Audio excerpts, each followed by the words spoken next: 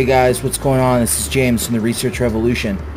Sorry that commercial played, I couldn't figure it out. But listen, tomorrow, or today, September 28th, there's going to be a nationwide emergency alert system test planned. And this means they're going to break through all phones, services, everything. As a reminder, the Federal Emergency Management Agency, in coordination with the FCC, will conduct a mandatory nationwide test of the emergency alert system on Wednesday, September 28th. In light of upcoming tests, the agency share the following key informational points.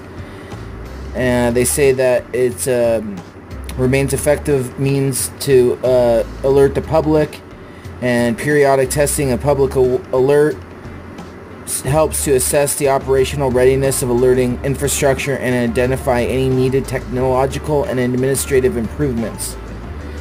It's administered by Fema, FCC, National Weather Service,